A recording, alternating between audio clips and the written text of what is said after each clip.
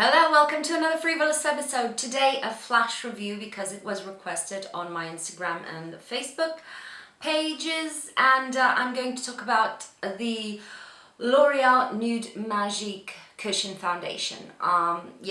Cushion foundations again. I think this is the last one in quite a long time, but I had to talk about it because it's all the rave, so I had to include it.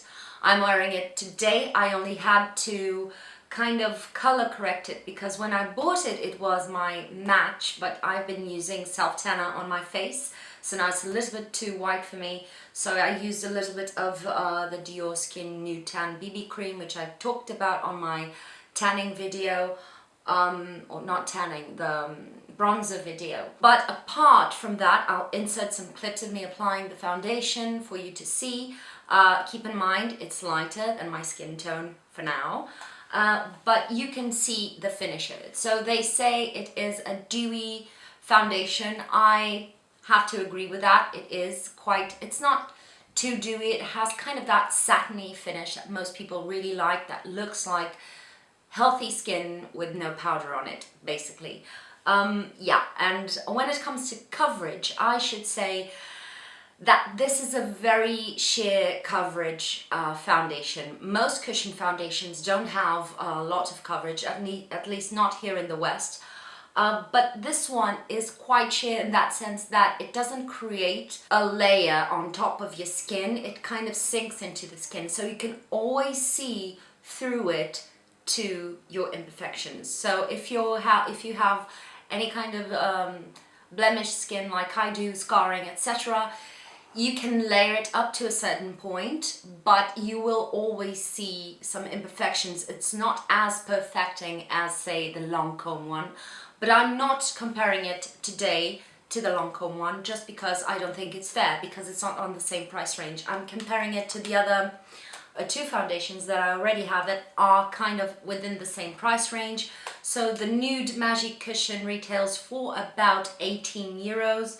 Sephora's Wonderful Cushion is about 20, and Kiko's foundation, which is covered in setting spray, sorry for that, retails for about 16 euros. So what do I have to say? When it comes to layering this foundation, you will find that after 2 to 3 layers, it will start to look a bit cakey on the skin.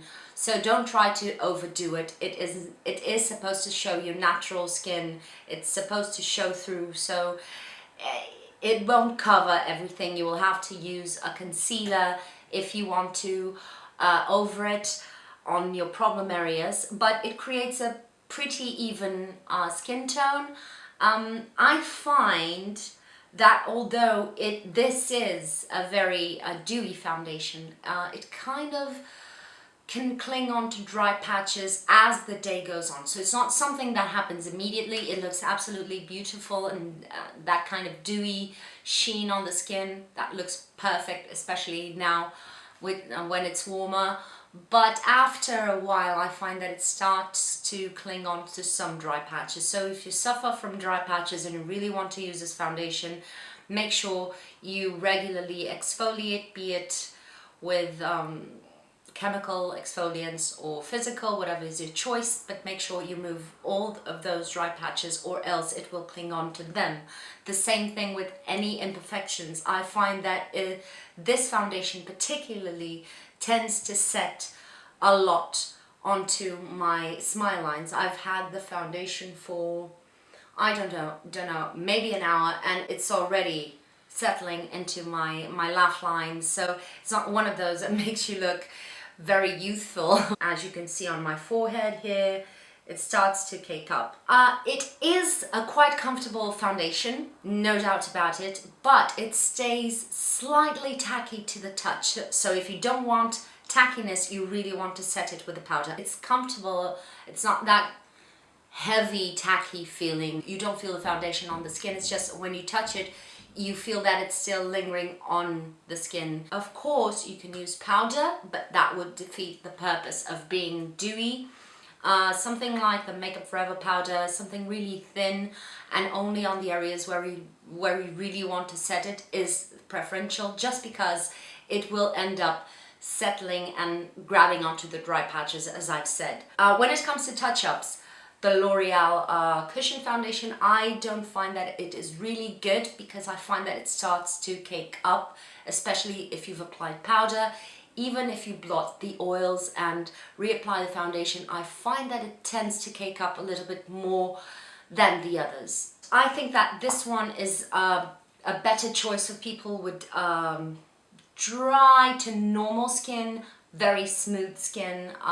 With people with a lot of imperfections won't find that this will cover enough, I think, at least if you want some coverage to your imperfections.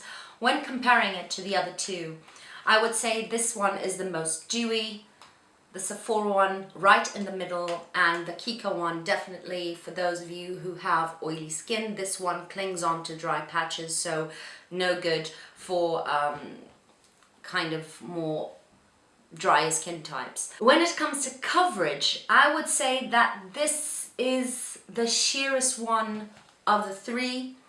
The Kiko one has quite a punch when it comes to coverage. This one in between. When it comes to scents, this one doesn't smell like anything really, I think. Yeah, no, it smells like foundation. The Kiko, the same thing.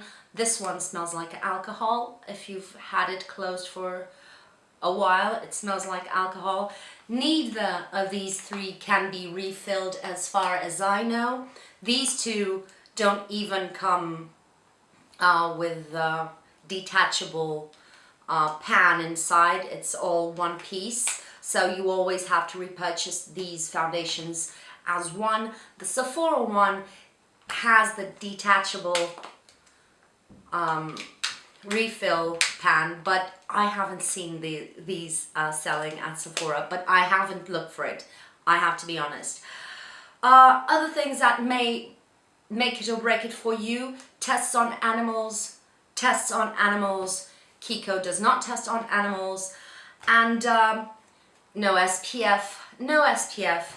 Kiko has an SPF of 25. When it comes to color ranges, I must say that it has a shameful amount of color choices in Portugal. I know that there are several colors available, but unfortunately, as far as I know, there are 3 to 4 options in Portugal. So again, people with very fair skin or people with very dark skin, especially those from dark medium to tan and really dark chocolate skins, don't have a choice, which is